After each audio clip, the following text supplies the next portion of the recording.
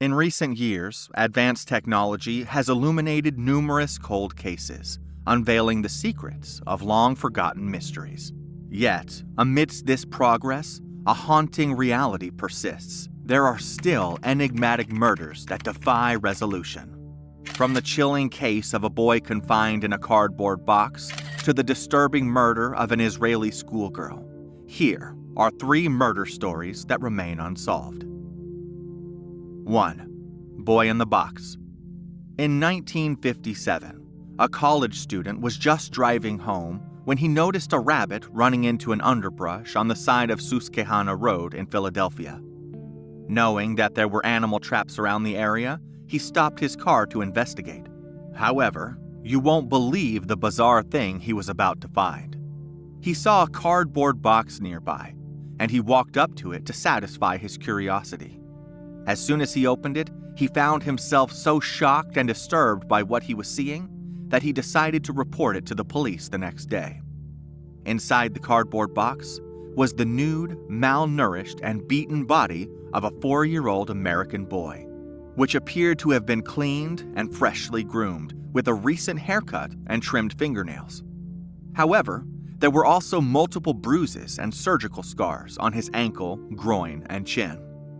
This terrible condition made the police believe that he suffered extensive physical attacks prior to his death. Soon, an investigation was opened on February 26, 1957 to identify the body. However, after a series of optimistic efforts, the police failed to gather enough information and the boy remained unidentified. For decades, the case became an unsolved homicide mystery, famously known as the Boy in the Box. It was not until 65 years later, in December 2022, that investigators were able to identify the child after a cousin uploaded DNA to a public database.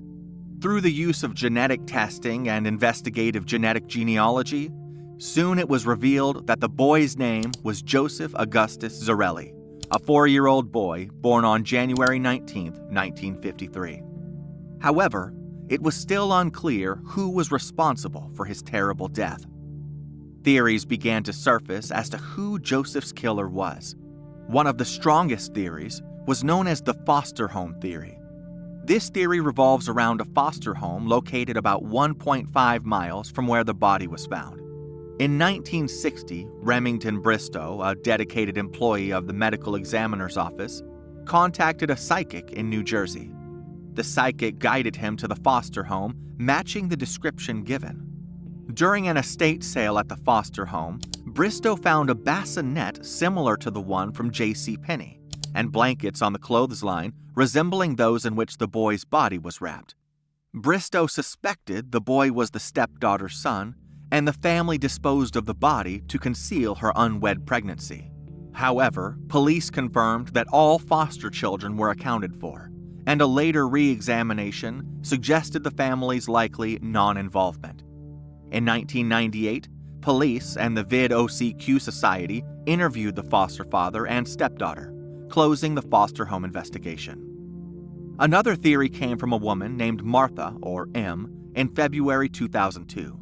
She believed that her mother and father purchased a boy named Jonathan, whom she claimed was the boy in the box, from their birth parents in the summer of 1954, after which he was beaten to death and his body left abandoned inside a box outside of town. The police seemed to have believed her story, but were unable to verify it because of her mental illness history. Neighbors who had access to her house during the stated time period also denied that there had been a young boy living there and dismissed her claims as ridiculous. 2. The murder of Dorothy Jane Scott. Living a life full of threatening calls is not the ideal life that you would imagine, but it's a life Dorothy had to live. In 1980, Dorothy Jane Scott, a single mother with a 4-year-old son named Sean, kept receiving calls from a voice she could recognize but couldn't quite place. The calls would vary from romantic confessions to threats, saying that he was going to harm her in ways that she could never imagine. The caller also recounted her daily life, making it clear that he had always been there watching her. One time, he would invite her to go outside, only for her to find a single dead rose on the windshield of the car that she was about to drive. Dorothy and her family were terribly unsettled by the actions of this caller, but they had no clue what to do, so they went unreported. However, May 28, 1980, was the night that would unfold with chilling twists. Dorothy dropped her son off with her parents in Anaheim to attend a seemingly routine staff meeting. As the meeting unfolded, her attention was drawn to a co-worker, Conrad Bostrom, whose health seemed off-kilter. Without hesitation, she, along with Pam Head, another co-worker, offered to take him to the hospital. Little did she know that this decision would change her life forever. After a short examination at the hospital, Dorothy went to the parking lot to get to her car while Conrad and Pam waited to fill out a prescription. However, hours had passed, but Dorothy had not returned. Concerned for their co-worker, Conrad and Pam walked out to the parking lot to see Dorothy's car speeding away. But the unfortunate thing is, they couldn't see who was behind the wheels. As the night unfolded, her co-workers, Conrad and Pam, initially assumed a parental emergency, but when hours turned into an eerie silence, they reported her missing. At 4:30 in the morning, Dorothy's white Toyota station wagon is discovered ablaze in a Santa Ana alley 10 miles from the hospital. A car in flames, yet empty. A week later, the phone rang in the Scott household with a scary voice from the other end. "Are you related to Dorothy Scott?" A sinister revelation followed as the caller cryptically stated, "I've got her," leaving Dorothy's family in a state of dread. Despite police efforts, tracing the calls proved futile.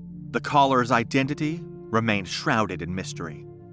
Shortly after the mysterious calls began, Dorothy's father approached the Santa Ana Register, asking them to run a story about his missing daughter.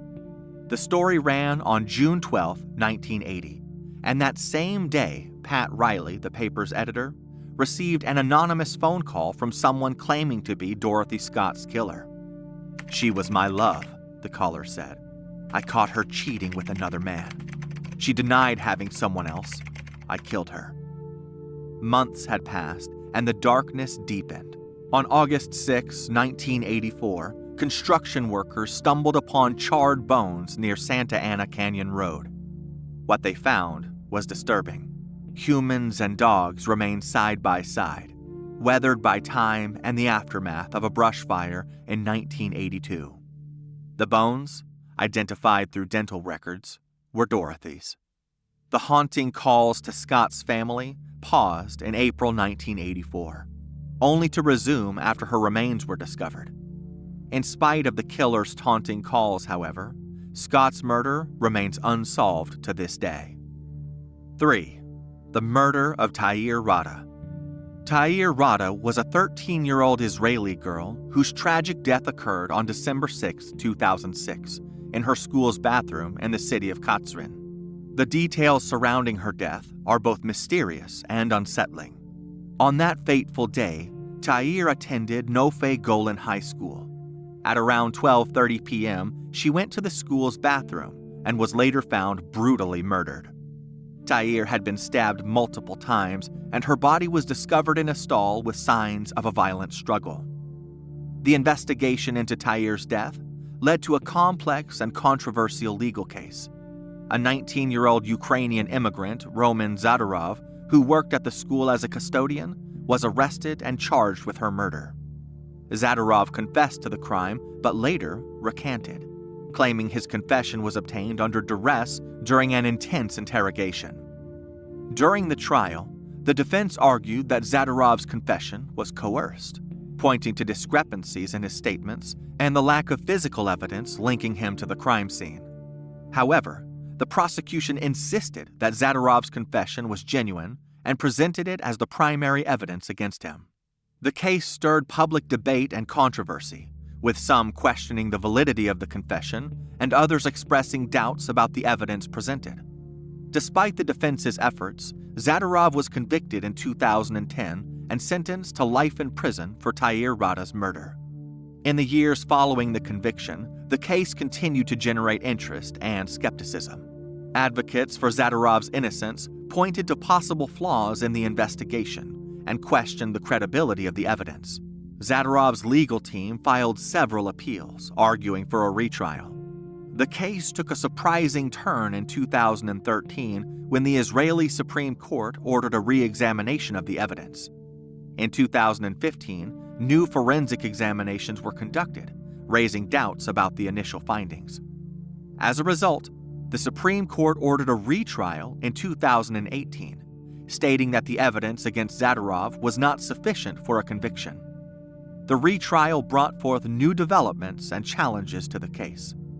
As of now, the legal proceedings were ongoing, and the circumstances surrounding Tair Rada's tragic death remain a complex and unsolved mystery. Despite the strides made by technological advancements, some mysteries persist in their elusiveness, leaving victims yearning for justice that remains just out of reach.